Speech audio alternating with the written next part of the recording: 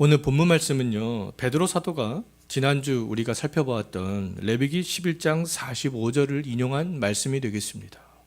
레위기에서 우리가 지난주에 살펴봤잖아요. 모세는 너희를 애굽 땅에서 인도하여 낸 여호와를 강조했다면, 오늘 말씀에서 베드로는 또 너희를 부르신 거룩한 이처럼 거룩한 자가 될 것을 강조하고 있는 것을 볼 수 있어요. 애굽 땅에서 이스라엘을 인도하시고 우리를 하나님의 백성으로 부르신 하나님은 거룩한 분이잖아요. 거룩은 완전한 순결, 또 구별된 등의 뜻을 가지고 있습니다. 하나님은 그러면 완전히 순결한 분이고요, 죄악된 것과 구별된 분이 되겠습니다. 거룩하신 하나님이 그럼 신구약을 막론하고 하나님의 지금 백성들에게 요구하는 것은 뭐라는 겁니까? 거룩이라는 거잖아요. 베드로 사도를 통하여서 말씀하고 있고, 지난주에 살펴봤듯이 이 모세를 통하여서 이 거룩에 대해서 동일하게 말씀하고 있습니다. 하나님은 하나님 자신과 자기 백성과 관련된 모든 것들을 다 거룩하게 하셨어요. 구별되기를 원하셨습니다. 그래서 출애굽한 이스라엘 백성들, 다른 백성들과는 다르게 거룩한 백성이 되게 하셨잖아요. 그리고 그들에게 또 거룩을 요구하셨습니다. 하나님의 백성들이 장차 살아가게 될 가나안을 거룩한 땅이 되게 하셨고요, 하나님께 예배할 안식일을 거룩한 날이 되게 하셨고요, 하나님께 제사를 지낼 거룩한 제사장들을 구별되게 세우셨고요, 하나님께 거룩한 제사를 지낸 성막과 성전을 거룩하게 하셨잖아요. 성막과 성전에서 사용된 모든 성물들을 또 거룩하게 하셨습니다. 다 구별되게 하셨어요. 하나님과 관련이 있는 것들이기 때문에 그렇습니다. 그럼에도 하나님의 백성들은 출애굽한 지 얼마 되지 않아서부터 그 거룩함이라는 단어들을 잊어버리기 시작했습니다. 거룩해야 할 백성들이 그 거룩에서 멀어지게 된 것은 무엇 때문이었어요? 바로 세상과 같아지려는 마음 때문이었습니다.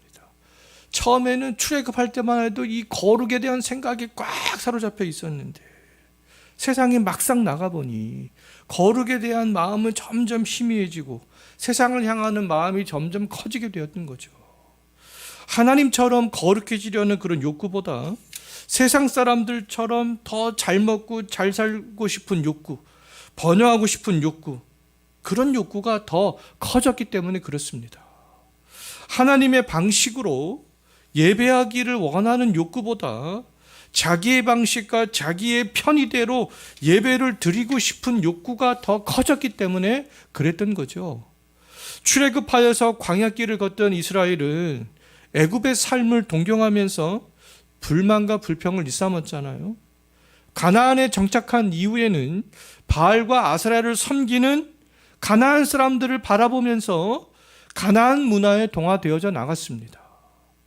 눈앞에 황량한 광야만 보일지라도, 날마다 만나와 메추라기만 먹었을지라도, 바알과 아세라를 섬기는 사람들이 자기들보다 잘 먹고 잘 산다 할지라도 하나님의 백성들에게 그때에도 필요한 것은 뭐였습니까? 거룩이었다라는 거예요. 오늘날 하나님의 백성으로 부름을 받은 우리들도 마찬가지가 되겠습니다. 하나님이 우리에게 동일하게 요구하시는 것은 거룩이잖아요. 베드로 사도가 분명히 이 베드로전서에서 말씀하고 있잖아요. 신약의 백성들에게도 우리 눈앞에 광야와 같은 인생이 그러면 펼쳐진다 할지라도, 우리 주변에 하나님을 떠난 사람들이 잘 먹고 잘 산다 할지라도 우리가 기억해야 될 단어는 뭐라는 겁니까? 그때에도 거룩이라는 거잖아요. 거룩을 기억하지 않으면 하나님이 명하신 대로 모든 종교 행위를 다 하고 있을지라도 거룩과는 멀어지게 될 수밖에 없습니다. 이스라엘 백성들에게는 성전이 있었고 제사가 있었고 제사장이 있었고 하나님께 드려진 제물이 있었지만 그 모든 것들을 하나님께서는 거룩하다 그렇게 보지 않으셨잖아요. 오늘날에도 멋진 이 예배당이 있고 공부를 아주 많이 한 목사가 있고 훈련이 잘 된 성가대가 있고 풍족한 헌금을 가지고 구제를 하고 단기 선교들을 간다고 해서 자동적으로 거룩해지는 것은 아니잖아요. 어떤 이렇게 외형적인 조건을 갖추었다라고 해서 거룩해지는 것은 아닌 것이 되겠습니다. 그럼 우리가 어떻게 하면 거룩해질 수 있는가? 오늘 본문 15절 한번 보십시오. 어떻게 하면 거룩해질 수 있다라고 말씀하고 있어요? 너희를 부르신 거룩한 이처럼 너희도 모든 행실에 거룩한 자가 될 때, 하나님이 거룩하신 것처럼 거룩하게 행동하는 것처럼 우리들도 거룩한 행동을 할 때 그때 비로소 거룩해질 수 있다. 그럼 거룩하신 하나님처럼 우리가 거룩해지기 위해서는 우리가 매 순간마다 그 거룩하신 하나님이 누구인가, 그분이 우리에게 어떤 것을 요구하는가, 그것을 우리가 매 순간 기억하고 바라봐야 될 필요가 있습니다. 근데 출애굽한 이스라엘 백성들은 그 매 순간 하나님을 바라보지 않았잖아요. 그들은 매 순간마다 그 세상을 바라봤습니다. 광야에서는 누구를 바라봤습니까? 애굽에 있는 애굽의 백성들을 바라봤잖아요. 애굽에 있는 그 사람들은 지금도, 우리가 광야에 있을 때 그들은 지금도 부추도 먹고 마늘도 먹고 파도 먹고 그럴 텐데, 그들은 그때에도 하나님의 거룩을 생각했어야 되는데 그때에 그들은 거룩하신 하나님을 바라보지 않고 애굽에 있는 사람들을 오히려 생각하고 있었잖아요. 우리도 지금 애굽에 있었다면 그런 것들을 먹고 있을 텐데. 하나님께서 베풀어 주신 큰 은혜는 생각하지 않고 그 좁은 것만 그들은 먼저 바라봤던 거죠. 여호수아와 갈렙을 제외한 정탐꾼들과 정탐꾼의 말에 선동된 사람들은 또 강하고 견고한 성읍을 쌓고 살아가는 또 가나안 사람들을 바라봤잖아요. 3일 길이면 갈 수 있는 그 가나안 땅을 그들의 죄 때문에 40년 동안 방황하는 거 아니겠습니까? 또 가나안에 정착해서도 역시 마찬가지였어요. 거룩하신 하나님을 바라봐야 되는데 그곳에 정착하니까 그 당시에 가나안은 세상에서 최고의 선진 문화를 자랑했던 그런 땅이었잖아요. 바알과 아사랴를 섬기는 사람들이 막 키도 크고 광문명도 발전하고 집 짓는 건축술도 발전하고 농산물도 엄청나게 많이 수확하고 하니까 또 그 사람들을 바라보기 시작했습니다. 거룩이라는 단어를 그들이 잊어버리기 시작했어요. 광야에서도 잊어버렸고 가나안 땅이 보이는 그곳에서도 잊어버렸고 가나안 땅에 들어가서도 잊어버렸던 거죠. 매 순간 거룩을 생각했어야 되는데 그들은 매 순간 잊어버렸습니다. 그들은 매 순간 거룩하신 하나님을 바라보지 않았어요. 하나님의 거룩하심을 잊어버렸습니다. 그 대신 사람들, 그들을 더 크게 바라봤던 거죠. 그 하나님처럼 거룩해진다는 것은 뭐겠습니까?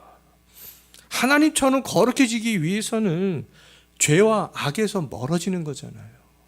하나님의 거룩은 죄와 악에서 멀어지는 겁니다. 그럼 우리가 거룩이라는 것은 죄와 악에서 멀어지는 것들을 생각해야 되는 것이죠. 그런데 그들은 오히려 하나님과는 멀어지고 세상과 가까워지기 위해서 죄와 악의 개념들을 다 바꿔버렸잖아요. 자기중심적으로 다 바꿔버렸습니다. 하나님을 섬기는 형식들만 가지고 있으면 그 형식, 성물의 기구, 제사장, 어떤 성전, 아니면 광야에서는 성막, 그런 것 형식만 가지고 있으면 그냥 거룩한 사람이 자동적으로 될 수 있는 것으로 그렇게 생각을 했죠. 그들은 자신도 모르게 죄와 악의 개념들을 싹 바꿔버린 거 아니겠습니까? 형식만 갖고 있으면 되겠지. 자, 그런데 우리는 하나님의 거룩을 생각할 수 있어야 돼요. 거룩하신 하나님이 어떻게 그 거룩성을 유지했는가? 그것도 우리가 생각할 수 있어야 되는 거 아니겠습니까? 하나님은 죄와 악을 멀리 하심으로 그 거룩성을 지금도 유지하고 있잖아요. 하나님의 거룩성은 영원한 거 아니겠습니까? 영원히 죄와 악을 멀리 하시는 분이 아니겠어요? 그렇기 때문에 거룩한 거죠. 그렇다면 우리도 죄와 악을 멀리함으로 그 거룩성을 유지할 수 있는 거 아니겠어요? 죄와 악은 종교 행위 중에도 얼마든지 나타날 수 있잖아요. 이스라엘 백성들이 그랬습니다. 때문에 우리는 거룩하신 하나님이 우리에게 어떤 예배를 요구하시는가, 우리들이 어떤 마음으로 신앙생활 하기를 원하시는가, 그것들을 우리는 종교 활동을 하면서도 그것들을 잘 생각을 해야 되는 거 아니겠어요? 이스라엘 백성들처럼 세상을 바라보고 환경을 바라보면 절대로 거룩해질 수 없습니다. 죄와 악을 멀리할 수 없어요. 우리를 부르신 하나님은 거룩하신 분이 되겠습니다. 하나님을 우리가 바라볼 때 하나님의 거룩성들을 생각할 때, 하나님의 거룩성을 어떻게 유지하는지를 생각할 때, 그때야만이 비로소 우리가 거룩해질 수 있는 거 아니겠어요? 종교적인 행위가 거룩을 나타내는 척도는 될 수 없습니다. 이스라엘 백성들을 통해서 우리가 잘할 수 있잖아요. 하지만 또 다른 한편으로는요, 거룩은 우리의 행실로 반드시 나타나야 되는 것이 되겠습니다. 종교 행위를 하면서도 죄와 악에 우리가 가까이 하지 않으면서 하나님께서 원하시는 마음으로 종교 행위를 하는 거 중요하지 않겠어요? 자, 이 거룩이라는 것은 또 우리의 행실로 반드시 보여져야 되는 것이 되겠습니다. 오늘 말씀에서 하나님이 거룩한 것처럼 너희도 15절 한번 보십시오. 무엇에서 거룩한 자가 되라고 말씀하고 있어요? 너희도 모든 행실에서. 그럼 우리의 행실을 통하여서 하나님의 거룩함들이 표출이 되어져야 된다라는 거잖아요. 하나님의 거룩한 백성이 된다라는 것은, 그렇다면 우리의 행실이 변하는 것도 포함이 되어져 있다라고 말할 수 있겠습니다. 신앙이 성장하고 성숙한다라는 것들은 바로 우리의 행실이 점점 더 하나님처럼 변해가는 거 아니겠어요? 그러니까 여기서 말하는 행실은 하나님의 거룩을 닮은 하나님의 백성들이 도덕적으로 선한 사람이 되는 것을 포함한다라고 볼 수 있겠습니다. 죄와 악에서 멀어지는 것들은 바로 도덕적으로 더욱더 선하게 변화가 되는 거 아니겠습니까? 하나님이 명하신 대로 종교 활동을 하는 그리스도인들은 하나님이 그러면 도덕적으로도 선하신 것처럼 선해야 되는 것이죠. 우리의 행실이요. 오늘날 기독교가 사회로부터 인정을 받지 못하는 이유는, 그럼 부름받은 하나님의 백성들답게 신앙생활을 하지 않기 때문이고 일상의 삶을 살아가지 않기 때문이잖아요. 거룩한 하나님을 바라보면서 신앙생활을 하지 않기 때문이고요. 우리의 행실을 통해서 하나님의 거룩성이 나타나지 않기 때문에 그렇습니다. 신앙인들이 오히려 이기적이고 거짓과 타협하고 탐욕을 부리기 때문이 아니겠어요. 그리스도인으로서 행실이 거룩하지 못하기 때문에 그렇습니다. 자, 우리를 누가 부르셨는가? 우리를 누가 부르셨어요? 거룩하신 하나님이 부르셨잖아요. 하나님은 우리를 불러서 하나님이 거룩하신 것처럼 너희도 거룩할 것을 명령하셨잖아요. 근데 거룩은 명령이지만 군대처럼 상명하복으로 그냥 어쩔 수 없이 하기 싫어도 하는 것이 아닙니다. 하나님의 거룩에 순종하는 것은요, 완전히 자발성이에요. 하나님의 거룩을 아는 사람들만 하나님처럼 거룩해지기 위해서 자발적으로 그렇게 할 수 있습니다. 그럼 하나님의 거룩성은요, 우리가 하나님을 볼 때 경외감을 가지고 있을 때 우리가 하나님처럼 그냥 거룩하게 될 수 있어요. 그 명령을 지킬 수 있습니다. 두렵고 떨리는 마음으로 우리가 하는 것이죠. 상명하복에 의해서 어쩔 수 없이 하는 것이 아니라 정말 두렵고 떨리는 마음으로, 그런 마음으로 우리가 거룩성들을 이루어 가는 것이죠. 우리의 행실이 거룩하게 될 수 있도록 그렇게 하는 것입니다. 하나님 앞에서 두렵고 떨리는 마음을 경험해 본 사람들만 근데 이 거룩에 대한 명령들을 깊이 있게 생각할 수 있어요. 예? 깊이 있게 생각할 수 있습니다. 이래서 과거에 왕이 얼마나 높은가를 아는 사람들만 왕 앞에 나가는 것이 두렵고 떨림으로 나갈 수 있는 거 아니겠어요? 3살짜리 5살짜리가 왕의 위치가 모르는 사람들이 어떻게 두렵고 떨림으로 그 왕 앞에 나아갈 수 있겠습니까? 예? 이게 하나님의 거룩에 순종하는 것도 마찬가지가 되겠습니다. 하나님 앞에서 두렵고 떨리는 그 마음을 경험해 본 사람들만 그 거룩에 대한 명령을 깊이 있게 생각할 수 있어요. 크신 하나님의 거룩성에 압도된 경험이 있는 사람들만 하나님처럼 거룩해지는데 관심을 가질 수 있습니다.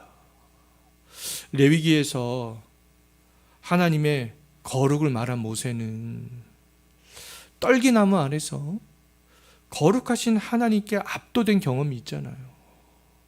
모세는 하나님 배우기를 두려워하면서 얼굴을 가렸습니다.